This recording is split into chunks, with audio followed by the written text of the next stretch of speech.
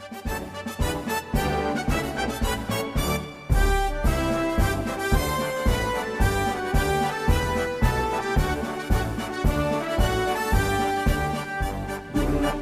tekad, kuatkan hati, negeri ini memanggilmu kawan.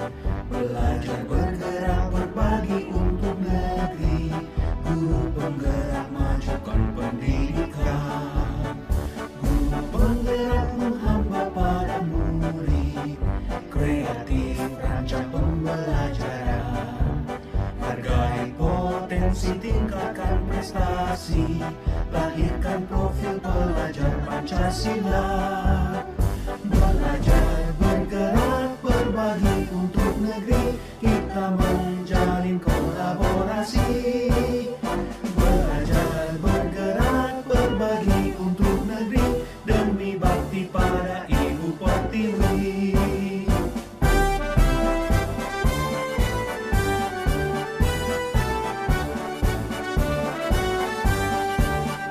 Bulatkan tekad, kuatkan hati, negeri ini memanggilmu. Assalamualaikum warahmatullahi wabarakatuh.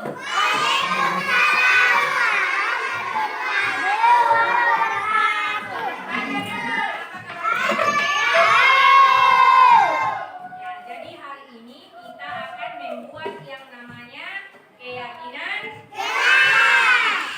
Nah, keyakinan kelas itu adalah sesuatu yang kita percayai bersama, kita yakini bersama, semua di dalam kelas. Nah, itu yang akan kita lakukan sebagai nilai-nilai kebajikan. Nah, sekarang kita perhatikan jadi nilai-nilai kebajikan.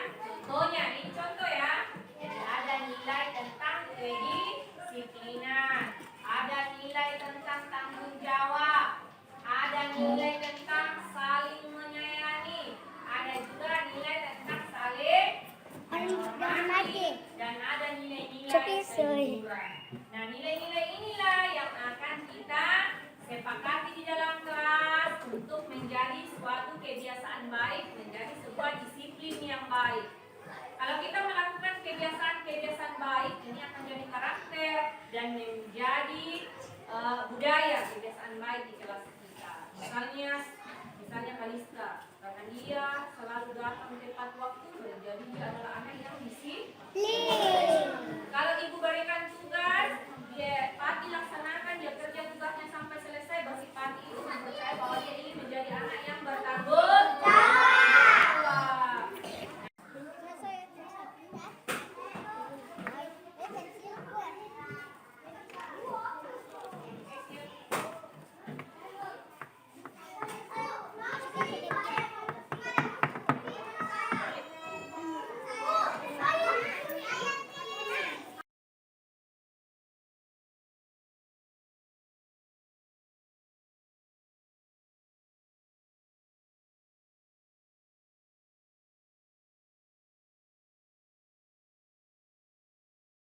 Assalamualaikum warahmatullahi wabarakatuh.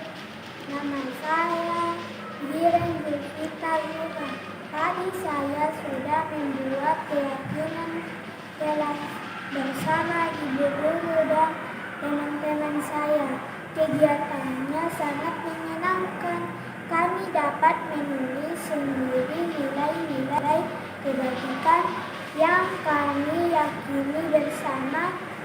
Terima kasih guru. Assalamualaikum warahmatullahi wabarakatuh. Assalamualaikum warahmatullahi wabarakatuh. Yang saya hormati Ibu Kepala SD Negeri 48 Mangkuliling dan rekan-rekan pendidik serta tenaga pendidikan SD 4 Mangkuliling yang saya senantiasa hormati dan saya banggakan.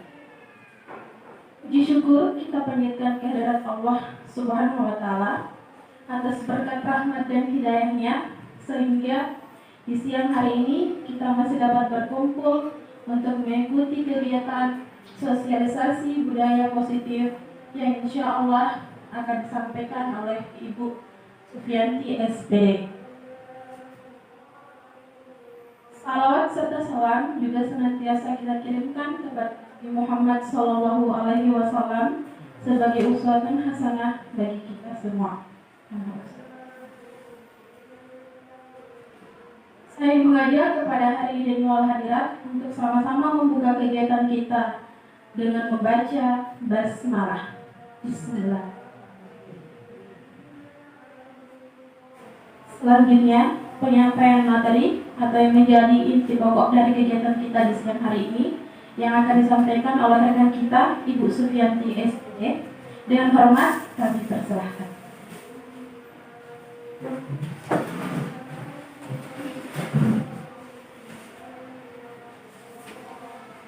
Bismillahirrahmanirrahim. Assalamualaikum warahmatullahi wabarakatuh.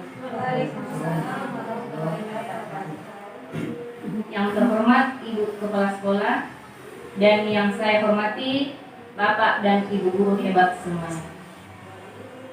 Pertama-tama marilah kita mengucapkan puji dan syukur kehadirat Allah Subhanahu wa taala karena berkat rahmat-Nya lah sehingga di siang hari ini kita masih diberikan umur yang panjang. Kita masih diberikan kesehatan sehingga kita masih sempat hadir bersama-sama di ruangan ini dalam rangka mengikuti kegiatan sosialisasi budaya positif. Tak lupa pula kita kirimkan salam serta salawat kepada junjungan kita Nabi besar Muhammad Sallallahu Alaihi Wasallam. Di hadapan Bapak dan Ibu guru tidak bermaksud ingin menggurui, tetapi pada hari ini saya berdiri di hadapan Bapak dan Ibu guru adalah ingin sharing dan berbagi ilmu yang telah kami dapatkan melalui kegiatan pendidikan guru penggerak. Jadi materi sosialisasi budaya positif ini adalah materi yang terakhir yang saya dapatkan pada modul 1, yakni budaya positif. Nah, dalam kegiatan ini pula saya akan sharing atau berbagi pengalaman saya dalam menerapkan beberapa konsep inti budaya positif di kelas. Jadi hari ini sifatnya kita sharing, saling berbagi saja pengalaman. Dan kegiatan ini juga merupakan aksi nyata saya dalam mengikuti pendidikan guru penggerak. Jadi Bapak dan Ibu guru, untuk mempersingkat waktu saya langsung saja ke inti kegiatan kita hari ini, yakni sosialisasi budaya positif yang akan dibawakan oleh saya sendiri sebagai calon guru penggerak angkatan 7 Kabupaten Polewali Mandar. Nah, jadi sosialisasi budaya positif. Saya yakin dan percaya bahwa Bapak dan Ibu guru sering mendengar apa itu budaya positif. Kira-kira menurut Bapak apa itu yang dimaksud dengan budaya positif? Budaya positif. Ada yang bisa memberikan tanggapan?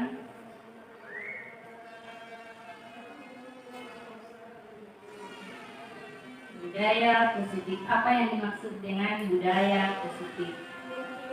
Kebiasaan-kebiasaan rutin yang biasa dilakukan oleh siswa yang sifatnya berdampak kepada hal yang positif. Ya, jadi terima kasih atas jawaban yang diberikan.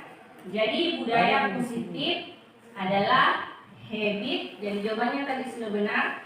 Jadi budaya positif itu adalah habit atau kebiasaan baik yang senantiasa kita laksanakan. Kalau budaya positif berarti kebiasaan baik yang kita laksanakan di sekolah.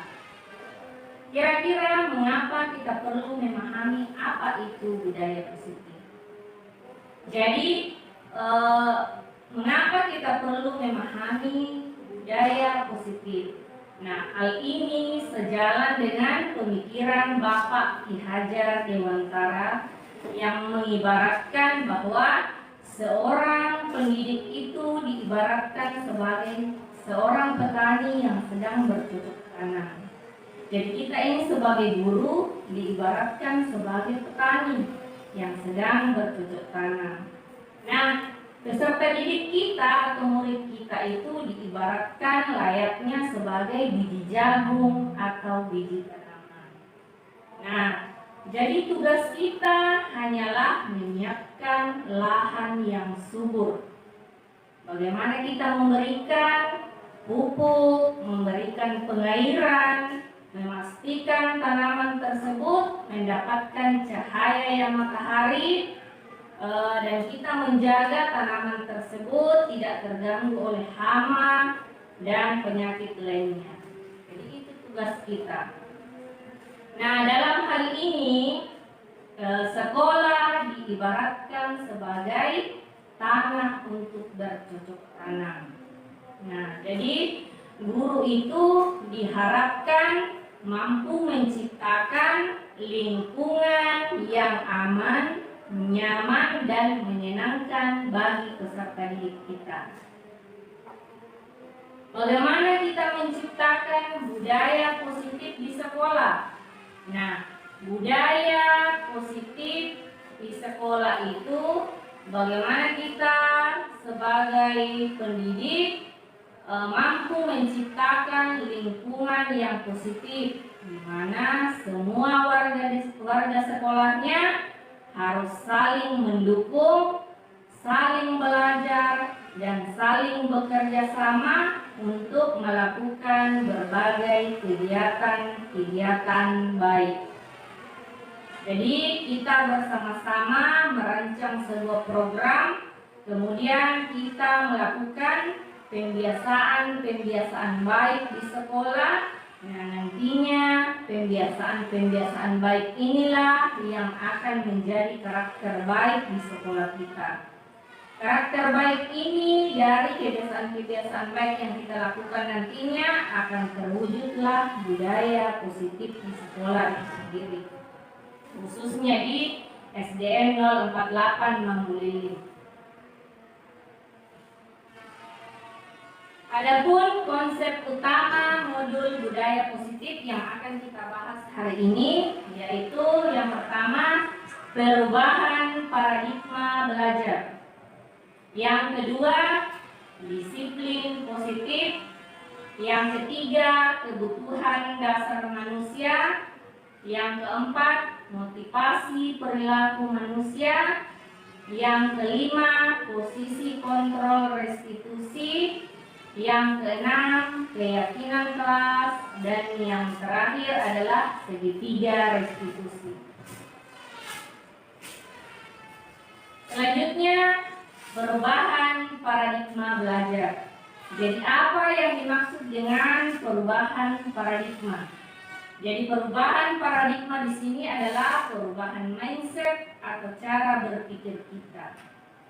Jadi psikiater dan pendidik Dr. William Glasses dalam kontrol teori yang kemudian hari berkembang dan dinamakan Choose Theory meluruskan beberapa miskonsepsi tentang makna kontrol. Yang pertama, dikatakan bahwa ilusi guru mengontrol murid. Jadi sesungguhnya ketika kita meyakini bahwa kita mampu mengontrol murid-murid kita, itu hanyalah sebuah ilusi, angan-angan atau khayalan. Mengapa seperti itu? Karena sesungguhnya kita ini sebagai pendidik tidak bisa memaksakan murid kita melakukan sesuatu hal ketika murid itu sendiri tidak menginginkan untuk melakukannya. Jadi seperti itu.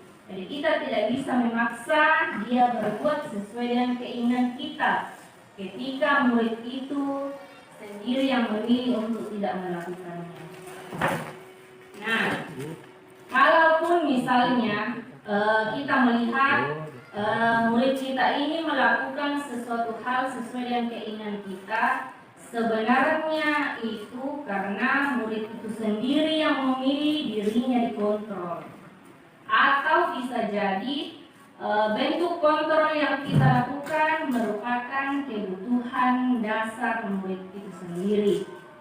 Yang kedua, ilusi bahwa semua penguatan positif efektif, dan bermanfaat. Jadi penguatan positif di sini biasa diumpamakan sebagai bujukan. Jadi seringkali kita membujuk murid-murid kita untuk melakukan hal-hal yang kita inginkan. Nah, terkadang ketika kita membujuk murid kita, biasa murid itu akan mengikuti apa yang kita mau. Terkadang juga mereka menolak, dan pada akhirnya terkadang mereka menjadi tergantung kepada bujukan yang kita berikan. Jadi pada saat kita tidak membujuknya, maka dia tidak akan berbuat. Jadi dia selalu bergantung dengan bujukan. Kemudian yang ketiga, ilusi bahwa kritik dan membuat orang merasa bersalah dapat menguatkan karakter. Nah, jadi di sini seringkali kita memberikan kritikan kepada murid-murid kita. Kita mengkritik dan membuat dia merasa bersalah. Karena kadang kita merasa kita berhasil mengontrol mereka. Tetapi sesungguhnya ketika kita memberikan kritik atau membuat murid-murid itu merasa bersalah, justru kita sedang mengontrol murid-murid kita menuju identitas belajar. Kenapa? Karena ketika kita memberikan kritik, memberikan rasa bersalah, maka murid itu akan belajar berpikir bahwa dirinya itu buruk. Oh, ternyata saya ini buruk karena selalu dikritik. Sehingga di dalam pikirannya yang tercipta itu dia selalu berpikir negatif tentang dirinya sendiri. Jadi ini sesungguhnya tidak menguatkan karakter.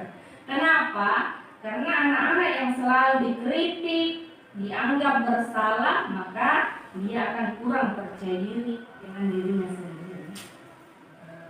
Kemudian yang terakhir, ilusi bahwa orang dewasa memiliki hak untuk memaksa.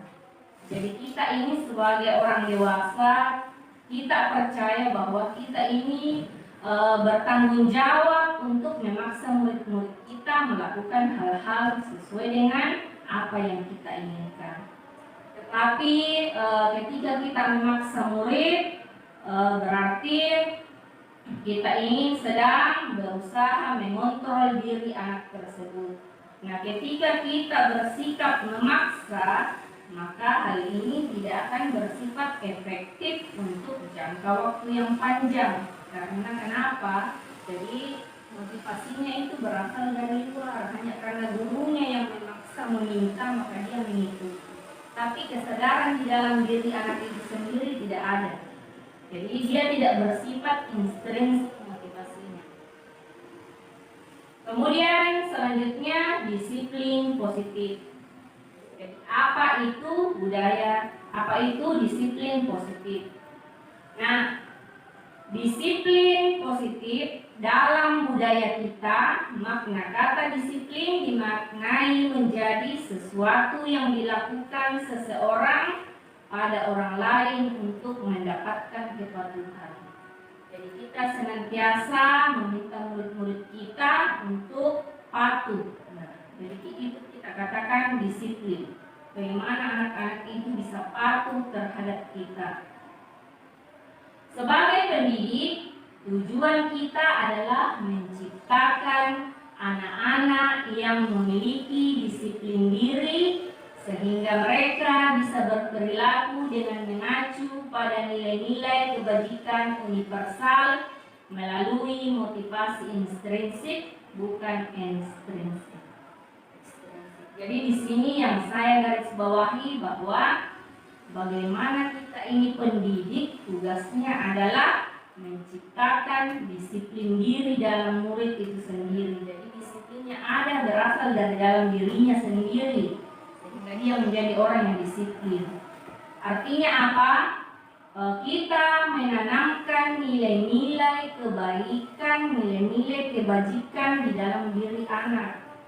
Jadi tanamkanlah bahwa ketika kita ingin menjadi orang yang bertanggung jawab, contohnya apa di kelas. Jadi biasakan anak-anak seperti itu, menjadi orang bertanggung jawab.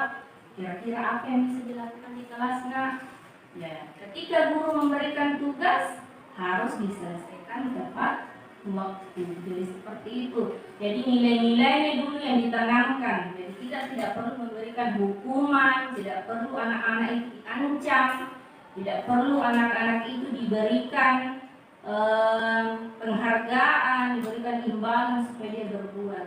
Tapi tanamkanlah kesadaran diri dalam diri anak murid kita.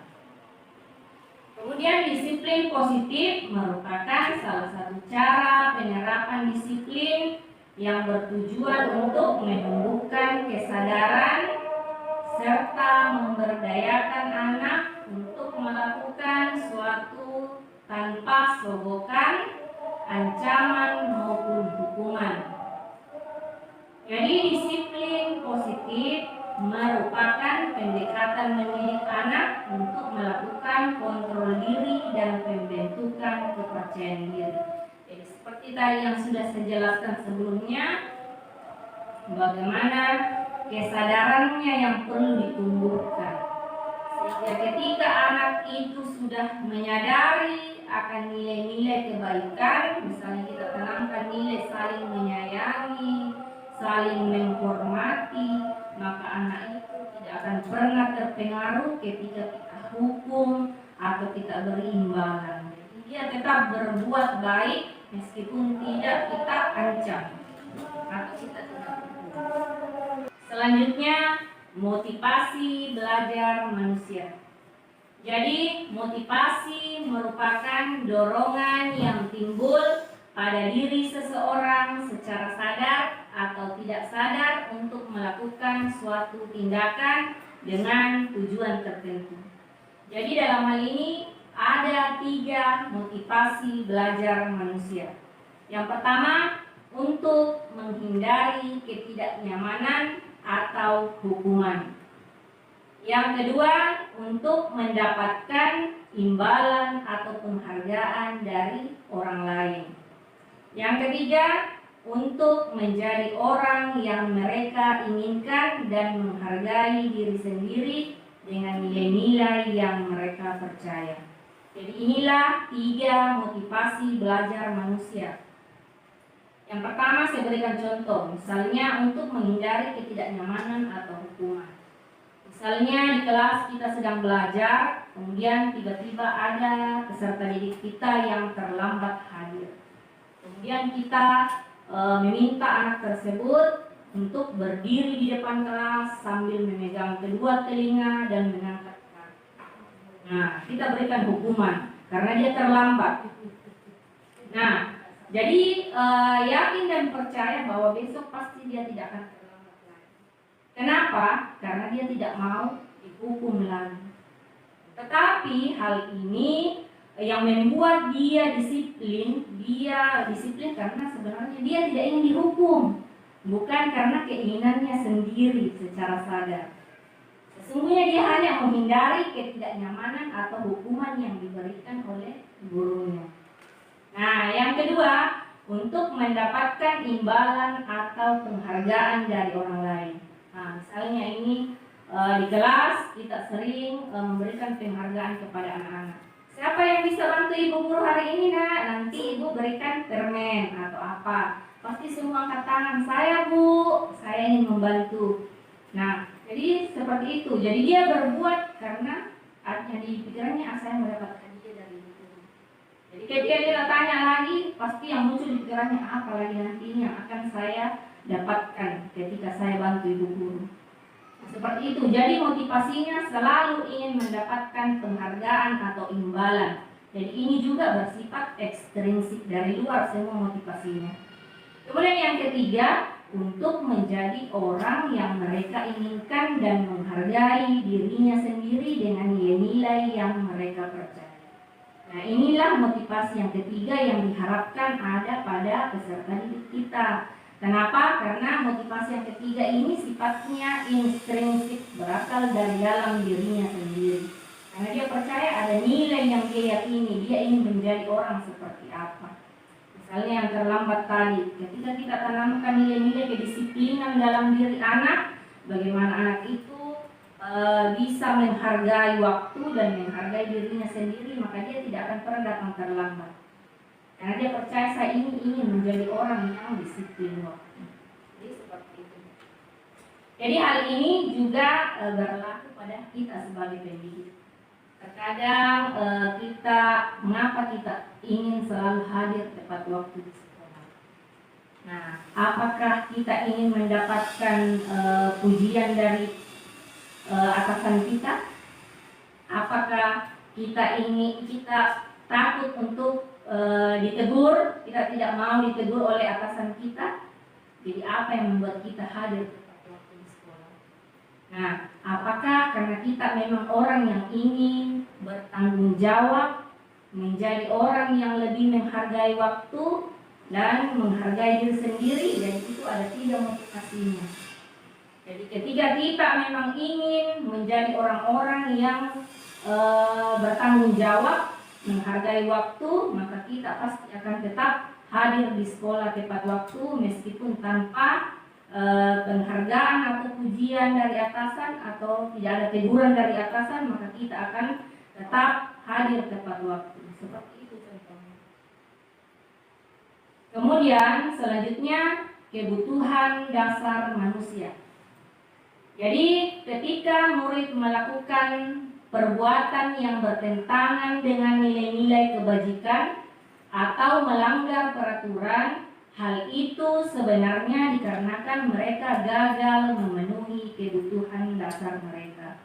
Jadi di sini murid-murid itu memiliki kebutuhan dasar. Jadi ketika di kelas kita menghadapi ada murid yang melanggar peraturan, sesungguhnya murid itu sedang berusaha memenuhi kebutuhannya. Jadi ada kebutuhannya yang tidak terpenuhi.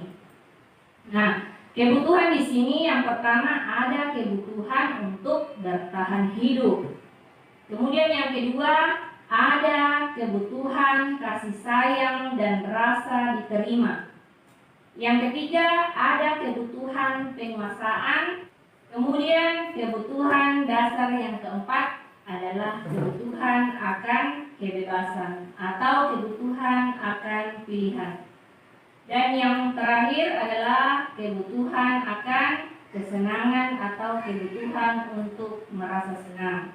Jadi ada 5 kebutuhan dasar manusia. Nah, inilah yang perlu kita perhatikan ketika anak-anak kita melanggar. Kira-kira kebutuhan dasar apa sebenarnya yang tidak terpenuhi sehingga anak tersebut melanggar peraturan yang kita buat. Kemudian di sini ada contoh kasus. Nah, Ibu Ambar adalah guru wali kelas 2 di SD Pelita Hati. Sedang bingung menghadapi ulah salah satu murid di kelasnya yang bernama Doni.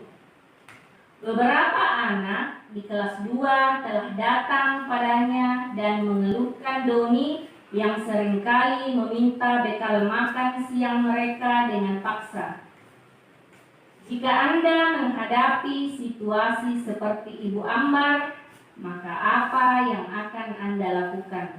Menurut Anda, kira-kira apa alasan Doni melakukan hal itu? Jadi ketika kita berada di posisi Ibu Ambar, kira-kira apa yang pertama kali kita lakukan? Ada yang bisa memberikan tanggapan? Jadi ada murid yang selalu meminta bekal makan temannya secara paksa. Jadi sebagai wali kelas, kira-kira apa yang kita lakukan? Ada yang bisa memberikan tanggapan? Mungkin kalau saya memberikan pendekatan persuasif kepada Doni dan menyelidiki apa alasan Doni melakukan hal tersebut, karena bukan tidak mungkin Doni melakukan hal tersebut karena mungkin dia tidak punya uang untuk membawa atau membeli bekal, sehingga dengan terpaksa dia harus meminta bekal temannya. Ya. Terima kasih atas jawabannya. Ya, jadi ketika kita berada di posisi Ibu Ambar, nah, hal yang pertama yang kita lakukan ya seperti tadi yang dikatakan oleh Ibu Mutmainnah bahwa sebagai guru maka kita harus menyelidiki dulu Kira-kira kenapa Doni ini suka meminta bekal makan temannya dengan paksa? Apa alasannya sebenarnya? Hal ini tentu berhubungan dengan kebutuhan dasar. Berarti ada kebutuhan dasar Doni ini yang tidak terpenuhi.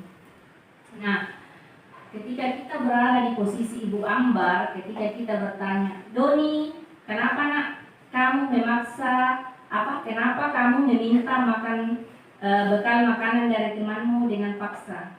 Kemudian Doni menjawab, saya lapar Bu, karena saya tidak diberi bekal makan oleh orang tua saya. Nah, ketika jawaban Doni seperti itu, berarti Doni ini sedang berusaha memenuhi kebutuhan dasarnya, yaitu kebutuhan untuk bertahan hidup. Jadi dia ingin bertahan hidup sehingga dia meminta makanan teman. Kemudian jika ditanya kemudian jawaban Doni, saya merasa senang Bu ketika teman-teman saya jadi memperhatikan saya. Ketika teman memperhatikan saya, maka dia akan melapor kepada ibu guru, dan ibu guru akan melapor kepada orang tua saya, sehingga orang tua saya menjadi memperhatikan saya. Oh, berarti Doni ini sedang berusaha memenuhi kebutuhan dasarnya, yaitu ingin disayangi oleh orang tuanya. Jadi dia butuh kasih sayang dan merasa diterima. Kemudian ketika Doni menjawab, saya iseng saja Bu. Jadi saya senang ketika teman-teman saya memberikan makanannya kepada saya. Saya melihat ekspresinya lucu Bu. Berarti Doni ini sedang berusaha memenuhi kebutuhan dasarnya, yaitu akan kesenangan. Jadi dia ingin bersenang-senang, jadi dia merasa senang saja ketika temannya merasa kesal. Jadi dia sedang berusaha memenuhi kebutuhan dasar akan kesenangan. Jadi seperti itu, jadi kita harus mencari tahu dulu kira-kira apa alasan anak tersebut berbuat seperti itu. Nah, jadi saya pernah juga sebelumnya mendengar ada kisah dari ibu kepala sekolah sendiri pada waktu itu ketika beliau masih bertugas sebagai guru. Jadi saya pernah mendengar beliau bercerita bahwa dia pernah punya murid yang nakalnya luar biasa. Semua guru mengeluhkan akan anak tersebut. Pada saat itu ibu kemudian mengambil keputusan menjadikan anak tersebut sebagai ketua kelas, sehingga anak itu bertanggung jawab di dalam kelas dan tidak lagi berbuat hal-hal yang tidak diinginkan. Jadi seperti itu, sebagai guru kita harus berusaha memenuhi kebutuhan dasar anak tersebut. Misalnya anak yang butuh kasih sayang dan diterima, sebenarnya anak itu senang sekali dengan kegiatan berkelompok. Jadi berikan dia tugas-tugas secara berkelompok, dia lebih senang berkelompok. Apabila ada anak yang kerjanya di dalam kelas selalu lari-lari, tidak bisa tenang, suka mengganggu temannya, sebenarnya anak ini berusaha memenuhi kebutuhan dasarnya, yaitu ingin penguasaan. Coba berikan dia tugas tanggung jawab sebagai ketua kelas, pasti dia akan bisa melakukannya dengan penuh tanggung jawab seperti itu.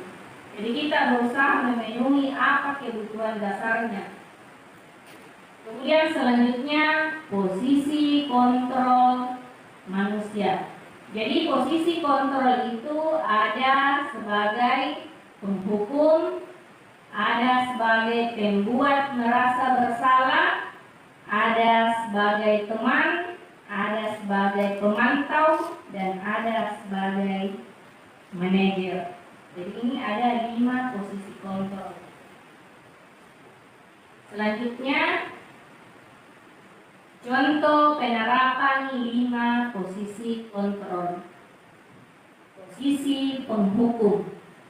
Nah, jadi ketika kita sebagai seorang guru berada pada posisi penghukum, seringkali kita mengatakan kepada peserta didik kita, patuhi aturan saya atau awas. Kamu selalu saja salah atau pasti kamu selalu terakhir selesai. Ketika ada anak yang tidak bisa menyelesaikan tugasnya tepat waktu, kadang kita marah di dalam kelas. Kamu ini selalu saja yang paling terakhir selesai. Maka ketika kita mengucapkan hal-hal tersebut, berarti kita masih berada dalam posisi sebagai penghukum. Kemudian pembuat rasa bersalah. Nah, jadi ketika ada murid kita yang misalnya berkelahi di dalam kelas, kemudian kita mengatakan kepadanya, ibu sangat kecewa dengan kamu. Berapa kali ibu harus memberitahu kamu ya? Bagaimana coba kalau orang tua kamu tahu kamu berbuat begini? Nah, ketika kita mengatakan hal tersebut, berarti kita berada dalam posisi pembuat rasa bersalah. Kemudian posisi kontrol sebagai teman. Nah, pada saat kita meminta anak-anak kita membantu kita membersihkan ruang kelas, misalnya kita katakan, ayo bantulah demi ibu supaya ruangan ini bersih. Ayo, ingat tidak bantuan ibu selama ini?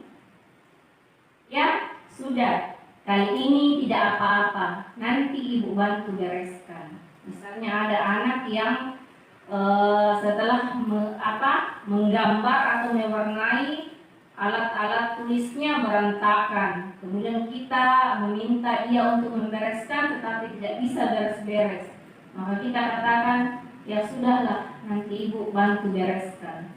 Berarti kita masih berada pada posisi kontrol sebagai teman. Nah, yang keempat, pemantau. Nah, dalam posisi pemantau, kita sering mengatakan kepada anak, peraturannya apa? Apa yang telah kamu lakukan? Sanksi atau konsekuensi apa yang akan kamu dapatkan ketika kamu melanggar? Berarti kita berada di posisi pemantau. Jadi kita memantau setiap apa yang dilakukan anak. Jadi kita senantiasa mengingatkan.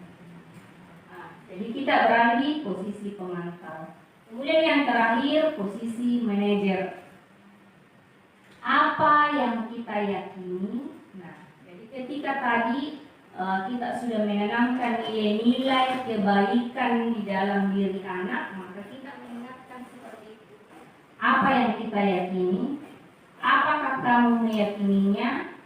Jika kamu meyakininya, apakah kamu bersedia memperbaikinya? Jika kamu memperbaiki ini, hal ini menunjukkan tentang apa dirimu. Kemudian kita tanya lagi kepada anak, kira-kira apa rencana kamu untuk memperbaiki hal ini? Jadi ketika anak berbuat kesalahan, maka kita berusaha mendampingi atau menuntun anak bagaimana anak itu menemukan solusi dari permasalahannya. Bagaimana dia memperbaiki kesalahannya. Nah, ini adalah posisi manajer. Jadi dari posisi di atas, posisi yang paling ideal adalah posisi sebagai seorang manajer. Jadi kita ini seorang guru diharapkan bisa berada di posisi manajer yang senantiasa mengajak murid-murid kita menjadi murid-murid yang bertanggung jawab. Jadi ketika dia berbuat, dia harus memperbaiki dan menemukan apa solusi dari apa yang dia lakukan. Seperti itu. Ketika sekarang kita masih berada di posisi misalnya penghukum, jadi yang diharapkan adalah bagaimana kita bergeser atau bergerak ke sebelah kanan. Jadi kita semakin, misalnya dari penghukum, kita bergeser menjadi posisi pemantau. Jadi kita menjadi pemantau di kelas. Nah, karena pada akhirnya yang diharapkan adalah posisi manajer. Bagaimana bagaimana kita menjadi manajer bagi murid-murid kita. Kemudian selanjutnya keyakinan kelas. Nah, jadi keyakinan kelas merupakan nilai-nilai kebajikan universal yang diyakini bersama antara guru dan murid yang berasal dari dalam diri dan tanpa paksaan. Keyakinan kelas menjadi landasan dalam memecahkan konflik atau permasalahan di dalam kelas. Nah, jadi inilah pentingnya mengapa kita harus membuat keyakinan kelas di dalam kelas kita masing-masing. Karena keyakinan kelas ini adalah penanaman, sebenarnya keyakinan kelas ini adalah nilai-nilai kebajikan yang kita buat bersama dengan murid-murid kita. Kita membuat keyakinan kelas gunanya untuk mendisiplinkan anak. Jadi anak itu disiplin karena nilai-nilai yang dia percayai, bukan karena ketika kita memaksa, kita memberikan hukuman dan sebagainya. Jadi kita perlu menyiapkan keyakinan kelas, membuat keyakinan kelas dengan melibatkan seluruh murid-murid, jadi tanpa terkecuali. Semua murid harus menyumbangkan idenya, apa kira-kira keyakinan kelas apa yang ingin mereka yakini sebagai nilai-nilai kebaikan. Kemudian pembentukan keyakinan kelas. Nah, dalam pembentukan keyakinan kelas yang perlu kita perhatikan bahwa keyakinan kelas bersifat lebih abstrak daripada peraturan yang lebih rinci dan konkret. Jadi keyakinan kelas itu sifatnya lebih abstrak. Kalau peraturan dia lebih rinci. Yang kedua, keyakinan kelas berupa pernyataan-pernyataan yang universal. Contohnya, misalnya saling menghargai. Jadi kita buat di dalam kelas ada nilai saling menghargai. Jadi lakukanlah pembiasaan-pembiasaan baik kepada murid-murid kita. Bagaimana itu contohnya saling menghargai. Bagaimana saling menyayangi. Misalnya kita sepakat bahwa nilai-nilai kebajikan yang akan kita tuliskan di dalam kelas kita adalah saling menyayangi. Bagaimana anak-anak bisa saling menyayangi. Jadi lakukan pembiasaan-pembiasaan di kelas. Misalnya bagaimana anak-anak nilai yang akan kita sepakati bersama adalah nilai tanggung jawab. Contohnya apa nak nilai tanggung jawab? Ketika ibu guru berikan tugas, tugasnya harus selesai tepat waktu. Jadi anak itu dibiasakan. Tapi dengan nilai-nilai yang sudah disepakati, dan nilai-nilai yang disepakati itu adalah sebenarnya hasil dari anak-anak itu sendiri. Jadi bukan kita sebagai guru yang menentukan. Misalnya, nak kita ingin di dalam kelas kita saling menyayangi. Bukan seperti itu. Bukan guru, bukan ide dari guru. Tetapi kita bertanya kepada murid, kira-kira nilai-nilai apa yang mereka akan terapkan di dalam kelas. Jadi semua anak akan memberikan masukannya. Saya mau misalnya ada nilai toleransi di dalam kelas, misalnya ada nilai kerjasama. Jadi anak-anak yang punya ide, kemudian kita sebagai guru hanya memfasilitasi, melakukan pembiasaan-pembiasaan di kelas. Nah, jadi pembuatan keyakinan kelas. Jadi dalam hal ini saya ingin berbagi pengalaman pada saat saya menerapkan atau membuat keyakinan kelas di kelas 1. Jadi ini adalah pengalaman saya ketika membuat keyakinan kelas di kelas 1. Jadi yang saya lakukan seperti ini. Pertama kali adalah memberikan pemahaman kepada siswa tentang keyakinan kelas.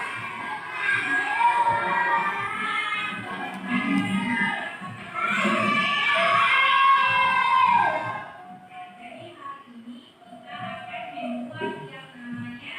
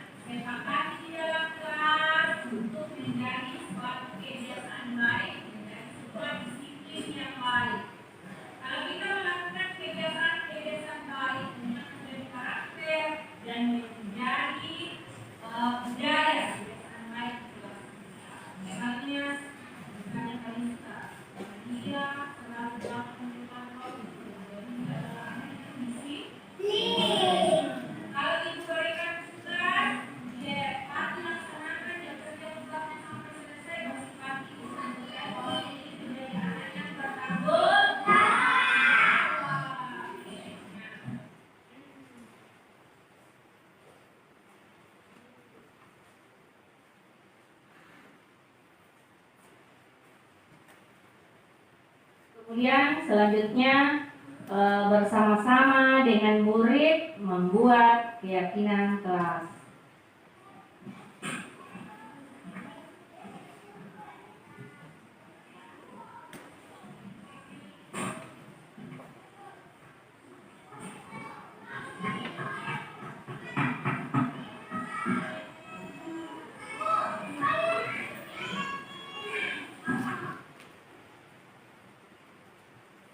Jadi inilah dokumentasi pembentukan keyakinan kelas di kelas 1. Jadi anak-anak itu kita berikan kesempatan untuk menuliskan di kertas kira-kira nilai apa yang ingin mereka percayai, apakah nilai tanggung jawab, apakah nilai kerjasama.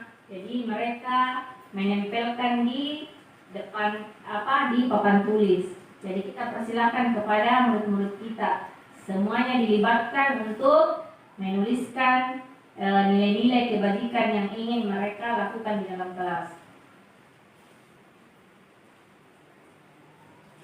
Ini adalah dokumentasi di kelas 1. Kemudian setelah siswa membuat keyakinan kelas tersebut, maka kita buat keyakinan tersebut dalam bentuk poster. Jadi saya sudah membuat posternya. Kemudian posternya itu kita tempelkan di dalam kelas di tempat di mana murid-murid kita itu mudah melihatnya. Jadi seperti ini. Jadi pada saat kita membuat keyakinan kelas dan melibatkan murid-murid kita, mereka sangat antusias. Jadi mereka sangat bersemangat menuliskan idenya di atas ketika diberi kesempatan. Nah, salah satu yang masih menjadi kekurangan dalam kegiatan saya hari ini, ketika melakukan pembuatan keyakinan kelas, karena saya tidak membuat tanda tangan di posternya. Jadi sebenarnya alangkah baiknya ketika kita memberikan kesempatan kepada murid-murid untuk membubuhi tanda tangan di bawah. Jadi anak-anak akan bertanda tangan di bawah sebagai bukti bahwa mereka sepakat dengan nilai-nilai itu. Tapi karena kemampuan kelas 1, ya namanya kelas 1, mereka belum bisa bertanda tangan, sehingga saya tidak melakukan pada posternya. Jadi saya tidak memberikan kesempatan kepada mereka untuk membubuhi tanda tangan karena mereka belum bisa bertanda tangan. Jadi nanti teman-teman, Bapak dan Ibu guru ketika membuat keyakinan kelasnya di kelas masing-masing, jadi usahakan ada tanda tangan murid-murid kita di bawah poster tersebut. Berarti mereka sepakat, setuju dengan nilai-nilai yang sudah kita sepakati bersama. Seperti itu. Jadi ini adalah tanggapan dari murid.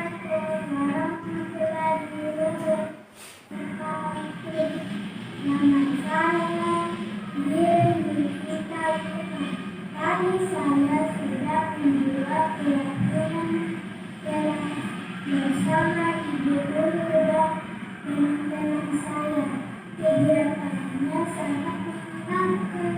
Kami dapat menulis sendiri nilai-nilai kebaikan yang kami yakini bersama.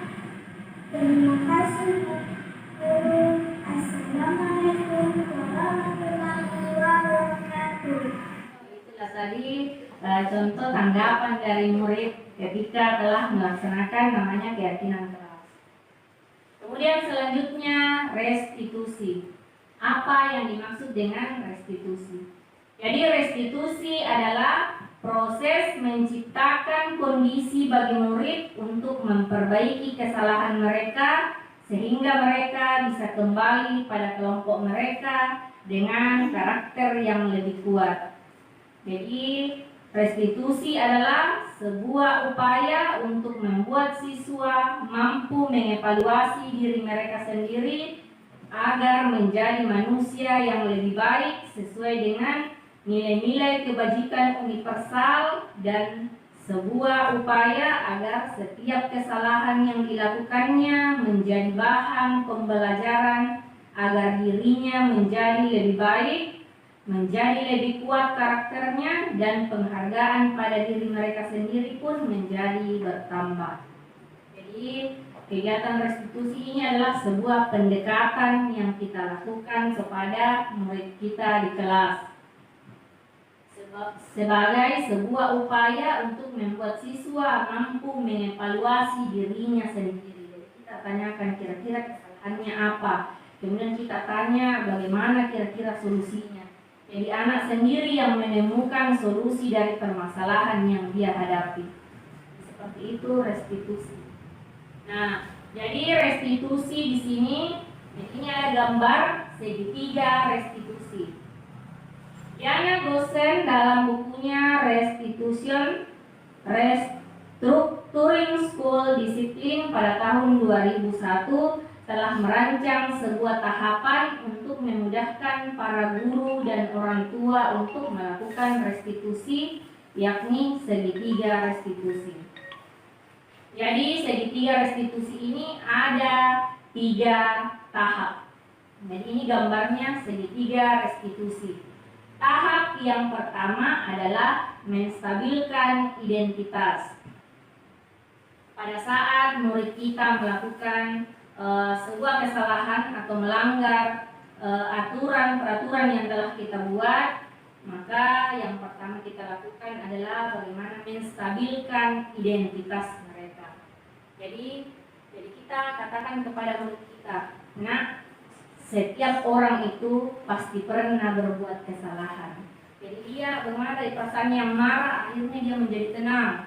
Jadi emosinya itu ditenangkan dulu, distabilkan dulu.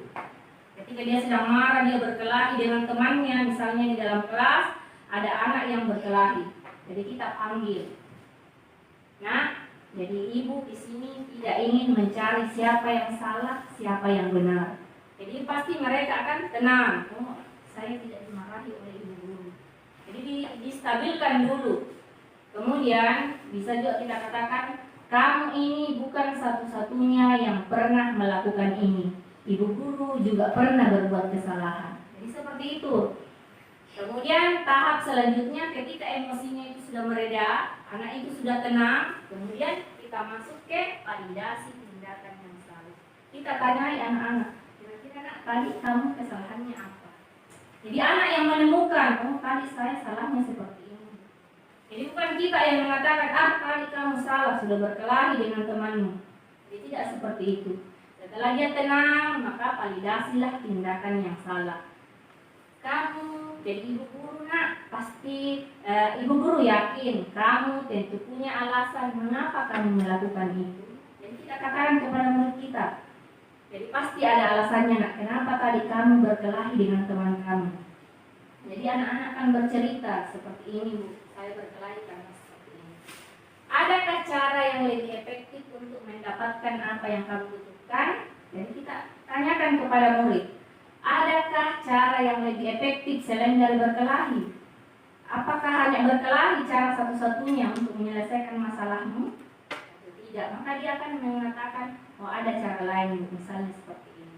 Jadi anak-anak itu menemukan kesalahannya, oh tadi saya salah karena berkelahi.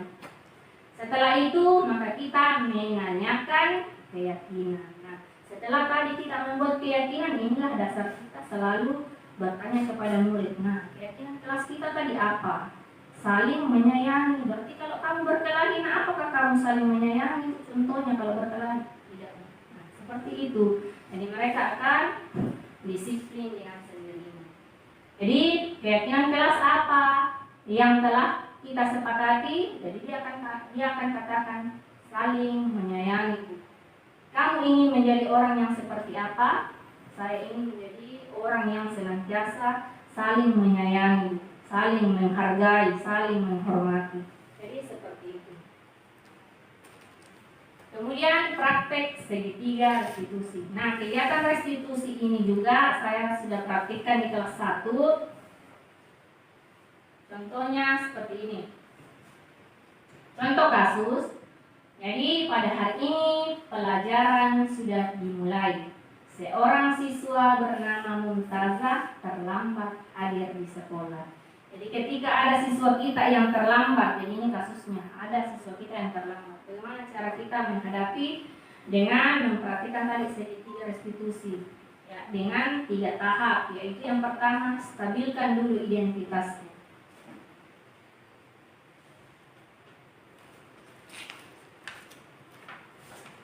Assalamualaikum warahmatullahi wabarakatuh, Mbak Ustazah. Waalaikumsalam, Bu. Iya, bagus sekali. Jadi tadi Ibu lihat Nak merasa terlambat ke sekolah ya? Iya, Bu. Iya. Tidak apa-apa Nak, jadi semua orang itu biasa berbuat kesalahan. Ibu guru juga pernah berbuat kesalahan. Jadi ini adalah contoh bagaimana kita menstabilkan identitas. Jadi ketika anak merasa oh ibu guru juga ternyata pernah berbuat kesalahan, jadi dia akan tenang. Oh iya ya, semua orang pernah berbuat kesalahan. Kemudian setelah menstabilkan identitas, kita validasi. Jadi tadi Nak merasa terlambat ke sekolah, Ibu yakin pasti Nak merasa punya alasan kan kenapa terlambat? Iya, Bu. Kenapa sayang? Tadi malam saya begadang, Bu. Jadi saya terlambat datang ke sekolah, Bu. Oh, tidak apa-apa Nak. Jadi Ibu bangga sama Nak Mutasa karena meskipun Nak Mutasa sudah terlambat, tapi Nak Mutasa tetap ada di sekolah. Nah, jadi setelah kita validasi tindakan yang salah dari anak sudah mengetahui ini kesalahan. Nah, jadi dari Nak Mutasa terlambat datang ke sekolah. Nah, Mutasa masih ingat tidak keyakinan kelas yang sudah kita buat bersama? Ingat, Bu. Nah, menurut Nak Mutasa, kira-kira keyakinan kelas seperti apa yang Nak Mutasa langgar? Terlambat datang ke sekolah. Menurut Nak Mutasa, kira-kira apa yang Nak Mutasa akan lakukan supaya untuk memperbaiki kesalahannya? Saya minta maaf, Bu. Saya tidak akan terlambat datang ke sekolah dan bangun pagi, Bu. Iya, bagus sekali. Nah, sekarang Nak Mutasa bisa kembali ke tempatnya ya, belajar bersama teman-temannya. Iya, Bu. Ya, jadi seperti itu adalah contoh segitiga restitusi yang sudah saya praktikkan di kelas 1. Jadi ketika murid kita melakukan kesalahan, jadi jangan langsung kita memberikan hukuman. Tapi bagaimana caranya kita memposisikan diri sebagai manajer, yakni mengarahkan murid-murid kita bagaimana dia menyadari kesalahannya dan mencari solusi kira-kira seperti apa solusi yang akan dia lakukan untuk memperbaiki kesalahannya. Jadi seperti itu. Jadi dalam hal budaya positif ini bagaimana kita sebagai guru tidak memberikan hukuman atau membiasakan dengan memberikan penghargaan. Kenapa? Karena hukuman dan penghargaan sebenarnya sifatnya sama. Kenapa dikatakan sama? Karena itu adalah motivasi ekstrinsik, berasal dari luar. Anak-anak mengapa dia takut dia tidak datang terlambat? Karena dia takut dihukum oleh gurunya. Jadi dia pasti datang selalu tepat waktu. Karena yang dihindari itu tadi, dia menghindari hukuman, bukan karena memang kemauan dari dalam dirinya sendiri. Nah, ketika kita sudah menanamkan nilai-nilai kebaikan dalam diri anak, bahwa kita itu harus menjadi orang yang senantiasa menghargai waktu, menjadi orang yang bertanggung jawab, maka anak tersebut meskipun kita iming-imingi hadiah, iming-imingi penghargaan, kita tidak memberikan hukuman, pasti dia akan berbuat dia akan tetap disiplin. Jadi ketika nilai-nilai kebaikan itu ditanamkan dalam diri, maka sifatnya dia akan bermanfaat untuk jangka waktu yang panjang. Sampai dewasa mereka akan tetap seperti itu. Tapi kalau anak-anak yang sering dihukum, baru dia bisa disiplin, atau nanti diberikan dia hadiah baru disiplin, maka dia akan tergantung ada hadiahnya baru dia akan disiplin. Ketika kita lupa memberikan pujian, maka dia tidak akan lakukan itu, yakin dan percaya. Karena yang menjadi motivasinya adalah hadiah. Hadiah apa lagi yang akan saya dapatkan dari ibu guru? Jadi seperti itu. Jadi demikianlah tadi pembahasan tentang budaya positif dari saya. Harapan saya adalah bagaimana kita selaku warga sekolah di SDN 048 Mambuliling ini bisa saling mendukung, saling belajar, dan saling bekerja sama dalam merancang sebuah program, di mana program tersebut adalah program yang senantiasa memberikan kebiasaan-kebiasaan baik kepada murid kita. Pembiasaan-pembiasaan baik yang senantiasa kita lakukan di kelas, insya Allah akan menjadi karakter yang baik bagi murid-murid kita. Nah, dengan karakter yang baik dari pembiasaan-pembiasaan baik ini, maka nantinya akan terciptalah budaya positif di SDN 048 Mambuliling. Jadi demikianlah apa yang sempat saya sampaikan. Lebih dan kurangnya mohon dimaafkan. Wabillahi taufiq wal hidayah. Wassalamualaikum warahmatullahi wabarakatuh.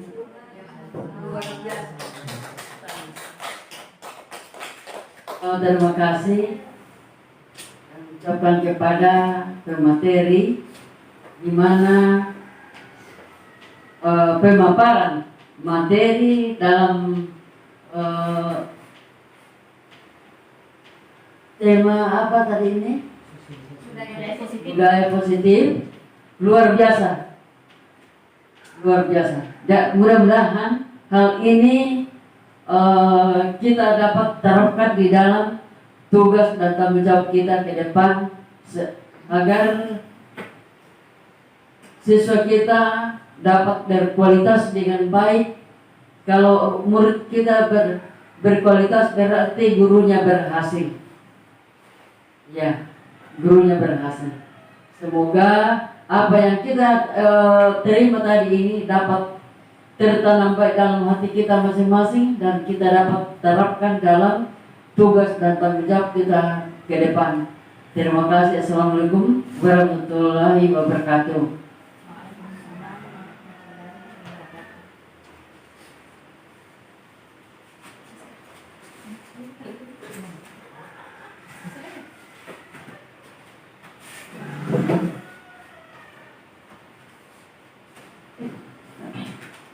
Ya, dengan berakhirnya penyampaian materi tadi, maka berakhir pula kegiatan kita di siang hari ini.